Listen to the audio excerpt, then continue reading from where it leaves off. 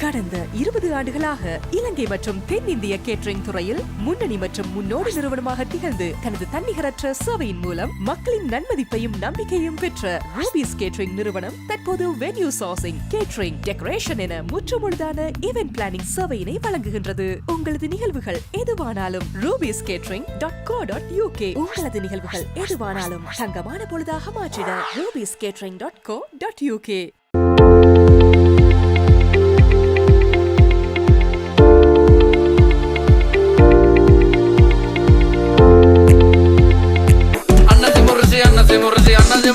பாட்டி, நீ இப்படி உட்காந்துக்கிறது பாக்குறப்ப கேவலமா இருக்கு.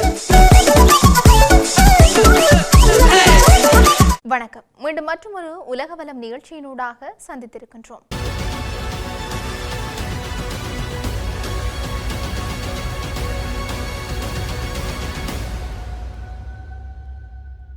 ஈரானின் தொலைதூர பகுதியில் தனது போர் விமானம் சுட்டு வீழ்த்தப்பட்டதை தொடர்ந்து காணாமல் போன விமானப்படையைச் சேர்ந்த ஒருவரை அமெரிக்க ராணுவம் வியப்பூட்டும் நடவடிக்கையின் மூலம் மீட்டெடுத்திருக்கின்றது. சரியான சூழல்கள் இன்னும் தெளிவாக இல்லை எனினும் எதிரி பிரதேசத்தில் இருந்து அவரை மீட்கும் அந்த நடவடிக்கை மிகவும் சிக்கலானதாக அமைந்திருந்தது. இந்த திட்டத்தில் CIA-வுடன் இணைந்து சிறப்பு படைகளும் அமெரிக்க போர் விமானங்களும் ஹெலிகாப்டர்களும் ஈடுபட்டிருந்ததாக அமெரிக்க ஊடகங்கள் செய்தி வெளியிட்டிருக்கின்றன. ஞாயிற்றுக்கிழமை அமெரிக்க அதிபர் டொனால்ட் ட்ரம்ப் தனது சமூக ஊடக பக்கத்தில் ஈரானின் மலைப்பகுதிகளுக்கு நடுவே படுகாயமடைந்தவரும் உண்மையிலேயே வீரமிக்கவருமான F-15 விமான பணிக்குழு உறுப்பினர் அதிகாரியை நாங்கள் மீட்டெடுத்துள்ளோம் என்று பதிவிட்டிருந்தார். ஆயுதங்களை கையாளும் அதிகாரி மற்றும் விமானியுடன் சென்ற F-15 ரக போர் விமானம் தெற்கு ஈரானின் வான்பரப்பில் சுட்டு வீழ்த்தப்பட்டதாக தகவல்கள் வந்த நிலையில் வெள்ளிக்கிழமை அந்த விமானிக்கு சோதனையான காலகட்டம் தொடங்கியிருந்தது. கடந்த 20 ஆண்டுகளில் எதிரி தாக்குதலால் அமெரிக்க போர் விமானம் ஒன்று சுட்டு வீழ்த்தப்பட்ட முதல் சம்பவம் இதுவாகும். F-15 ஸ்ட்ரைக் ஈகிள் விமானத்தில் இருந்த அமெரிக்க விமானப்படையைச் சேர்ந்த இருவராலும் விமானத்திலிருந்து வெற்றிகரமாக வெளியேற முடிந்தது. விமானி அதே நாளில் மீட்கப்பட்டார். இரண்டாவது வீரர் காணாமல் போனார். அமெரிக்கா அவரை கண்டுபிடிப்பதற்காக துரிதமாக செயல்பட தொடங்கியது. ஈரான் அவரை உயிருடன் பிடிக்க விரும்புவதை தெளிவுபடுத்தியதுடன் 50,000 பவுண்டுகள் சன்மானத்தையும் அறிவித்திருந்தது. தொடர்ந்து ஒரு ஊடகத்தில் சரிபார்க்கப்படாத சமூக ஊடகங்களில் பகிரப்பட்ட காணொளிகள் ஆயுதமேந்திய பொதுமக்கள் அவரை தேடுவதை காட்டுவது போல் தோன்றின. அந்த அதிகாரி தரையில் விழுந்த பிறகு தன்னை தற்காத்து கொள்ள அவரிடம் ஒரு கைத்துப்பாக்கி மட்டுமே இருந்தது என்று அமெரிக்க அதிகாரிகள் தெரிவித்திருந்தார்கள். அவர் இதுபோன்ற ஒரு சூழ்நிலைக்காக பயிற்சி பெற்றிருப்பார். அதில் தனது எச்சரிக்கை சிக்னலை இயக்குவது, உயரமான இடத்திற்கு செல்வது, தன்னை மறைத்துக் கொள்வது மற்றும் தகவல் தொடர்பை ஏற்படுத்துவது ஆகியவை அடங்கியிருக்கின்றது.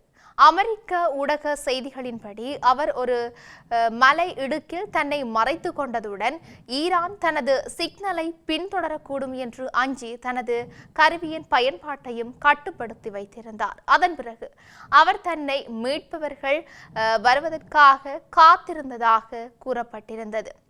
அமெரிக்க ஊடகங்களிடம் பேசிய ட்ரம்ப் நிர்வாகத்தின் மூத்த அதிகாரி ஒருவரின் கூற்றுப்படி மீட்பு நடவடிக்கைகளில் CIA முக்கிய பங்கு வகித்தது. அந்த விமானியின் துல்லியமான இருப்பிடத்தை ஒரு மலை இடுக்கில் கண்டறிந்து அந்த தகவலை பாதுகாப்பு துறைக்கு தெரியப்படுத்தியது அமெரிக்க உளவு முகமைதான். மீட்பு நடவடிக்கையை திட்டமிட்டுக் கொண்டிருந்த அமெரிக்க அதிகாரிகளால் அவரது இருப்பிடம் 24 மணி நேரமும் கண்காணிக்கப்பட்டதாக ட்ரம்ப் கூறியிருந்தார்.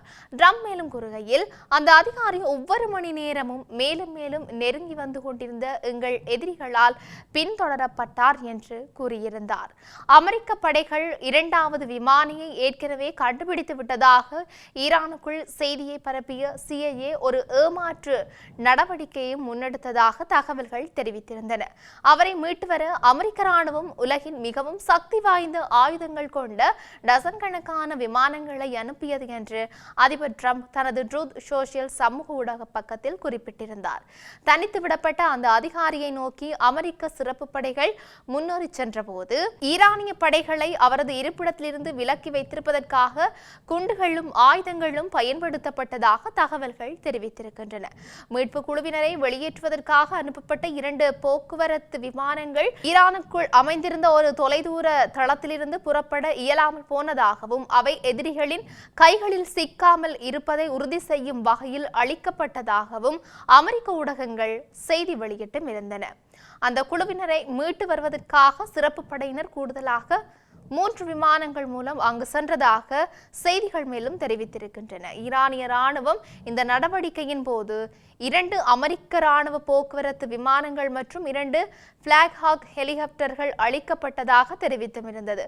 தெற்கு ஸ்பஹானில் உள்ள ஒரு கைவிடப்பட்ட விமான தளத்தில் மேற்கொள்ளப்பட்ட ஏமாற்று மற்றும் தப்பித்தல் நோக்கம் கொண்ட ஒரு பணி முழுமையாக முறியடிக்கப்பட்டது என்றும் கூறியிருந்தது.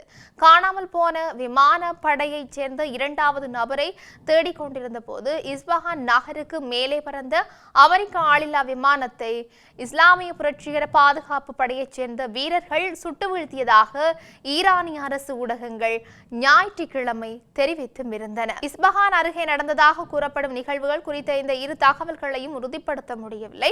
அமெரிக்க நேரப்படி நள்ளிரவுக்கு முன்னதாகவே மீட்பு பணி நிறைவடைந்ததாகவும் அவர் மருத்துவ சிகிச்சைக்காக குவைத்துக்கு விமானம் மூலம் அழைத்துச் செல்லப்பட்டதாகவும் அதிகாரிகள் தெரிவித்தும் இருந்தார்கள். அந்த அதிகாரி பலத்த காயமடைந்துள்ளார் என்றாலும் அவர் முழுமையாக குணமடைந்து விடுவார் என்று ட்ரம்ப் கூறியிருந்தார்.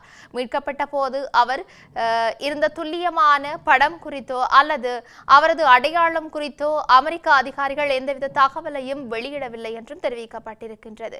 எதிரி பிரதேசத்திற்கு மேலே பறக்கும் போது தாக்குதலுக்கு உள்ளாகும் நபராக இருக்க நீங்கள் தயாராக இருக்க வேண்டும் என்று பாலான் கூறுகின்றார். ஞாயிற்றுக்கிழமை 2வது வீரர் கண்டுபிடிக்கப்பட்டதாக அமெரிக்க ஊடகங்கள் செய்தி வெளியிட்டிருந்த நிலையில் அமெரிக்க வீரர் ஒருவரையும் ஒருபோதும் கைவிட மாட்டோம் என்று ட்ரம்ப் சமூக ஊடகங்களில் பதிவிட்டும் இருந்தார். தொடர்ந்து இந்த நடவடிக்கை தோல்வியடைந்ததாக ஈரான் உறுதிப்பட கூறியிருந்தது. ஈரானின் முதன்மை ராணுவ கட்டளையகத்தின் செய்தி தொடர்பாளர் ஒரு காணொளியில் அமெரிக்க ராணுவ விமானங்கள் பல அவசரமாக தரையிறங்க நேர்ந்ததாக தெரிவித்திருந்தார். தாமே தொடக்கி வைத்த போர் மற்றும் ஆக்கிரமிப்பு எனும் சகதியில் சிக்கிக்கொண்ட அந்த அறியாமை கொண்ட அதிபர் எந்தவொரு ஆக்கிரமிப்பும் தரைவழி நடவடிக்கையும் அல்லது ஊடுருவலும் தீர்க்கமான மற்றும் அவமானகரமான தோல்வியை எதிர்கொள்ளும் என்பதை முழுமையாக உணர்ந்து கொண்டார் என்று அவர் கூறியிருந்தமையும் இங்கு குறிப்பிடத்தக்க ஒரு விடயமாக இருக்கின்றது. குறிப்பாக அந்த விமானி மீட்கப்பட்டு விட்டதாக டொனால்ட் ட்ரம்ப் அறிவித்ததிலிருந்து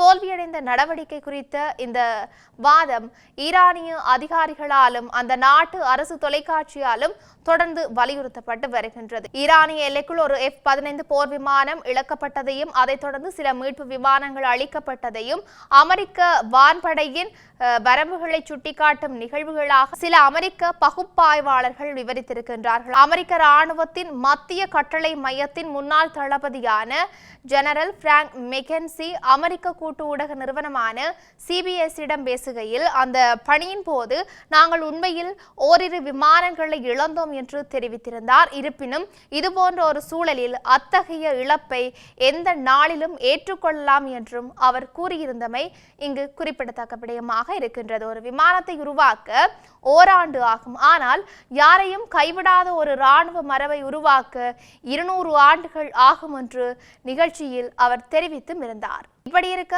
உலகளவிய ரீதியில் இன்னும் என்னெல்லாம் நடக்கப் போகின்றது என்று நாங்களும் பொறுத்திருந்து பார்க்கலாம். மீண்டும் மற்றும் ஒரு பதிவினூடாக சந்திக்கலாம். வணக்கம்.